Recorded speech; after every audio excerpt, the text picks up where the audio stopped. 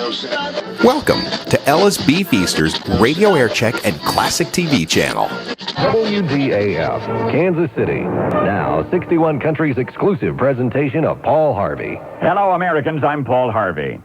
You know what the news is. In a minute, you're going to hear the rest of the story. Here's the great cat Fuso from the Al Mix that tastes so good, cats still ask for it by name. The Royal Company has outdone itself. Royal, as you know, is the oldest of all vacuum cleaner companies. None has more experience. None enjoys more prestige. But now, enhancing that 85-year reputation is the newest of this company's handcrafted, heavy-duty vacuum cleaners. This one is going to be an heirloom. It's made of metal, not perishable plastic, still lightweight, but made of metal, including the fan. And so rugged is this new Royal that the company offers you a housing warranty for a lifetime. Royal vacuum cleaners are sold only by experts, by independent vacuum cleaner dealers. You'll find them in the yellow pages. Now, the rest of the story. He was a New York City boy who wanted to become a Wild West lawman. He ran away from his Brooklyn home at 13. He made his way west by freight train and worked on cattle ranches for a while, even joined a circus as a roustabout. But then in 1919, he was passing through Homer, Nebraska, and he liked what he saw and decided to stay. Now he's in his late 20s. His first job in Homer was painter, paper hanger, and he was not very good at it. But soon he met and fell in love with a local grocer's daughter, Kathleen, and he confided to her his dream was becoming a lawman. He wanted to be a lawman. Well, dreams do come true in Homer, Nebraska. That same year, he and Kathleen were married, and the next year, he, Richard James Hart, became town marshal. And that's where our story begins, really. A true tale that few have heard, the saga of Two-Gun Hart, H-A-R-T. Now, this is the Brooklyn boy, remember, who ran away from home when this century was still young.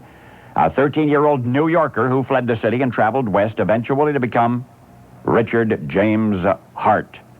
Two-Gun Hart, lawman. He wore a pair of 45s at his hips, and so was known as Two-Gun. And he was good with those weapons, they say. Even early in his career as Homer, Nebraska's town marshal, after a couple of years, that town wasn't big enough for the one of him. He became a state sheriff and then a special officer for the Indian Service. This was the Prohibition era. The bad guys were selling liquor to the Winnebago and Omaha tribes. Two-Gun Hart was among the investigators. During those years, he chased bootleggers from Sioux City, Iowa to Coeur d'Alene, Idaho. And when the going got tough from time to time, life or death tough, that pair of 45s always won. And when Prohibition ended, he was reappointed town marshal in Homer, Nebraska. A few years later, he hung up his guns. He'd already lost one eye in a fight, and soon the other eye was starting to bother him. It was said that once upon a time he could shoot the cap off a beer bottle at 100 feet. But in 1952, when he died of a heart attack in Homer, he was totally blind. Subsequently, the heroic reputation of Richard James Two-Gun Hart, well, it suffered somewhat. In fact, now it may be told that he did not retire voluntarily from his job as town marshal. He was fired. It was discovered that he had used local store keys with which he had been entrusted to steal things. And there was another secret closely guarded by Two-Gun Hart, something that not even he realized until long after his dream of becoming a lawman had come true. For during the years of Prohibition, while Two-Gun Hart was battling bootleggers, sometimes brutally, the kid brother he never really knew was one. The kid brother was a bootlegger. And when at last this lawman had failed as a lawman, he was caught stealing and kicked out. He was flat broke. It was then that he notified the family which he had abandoned as a boy, the relatives with whom he'd had no contact in 4 decades, and thereafter his bootlegger brother supported him. The former town marshal now is supported by his bootlegger brother.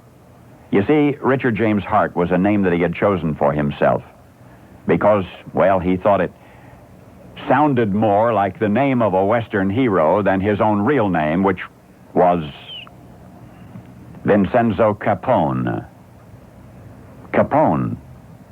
Oh, yes, you've heard of his kid brother, Al. Only now you know the rest of the story. 61 Country's Paul Harvey returns tomorrow morning at 7:30 and again tomorrow at 12:06 on WDAF 61 Country.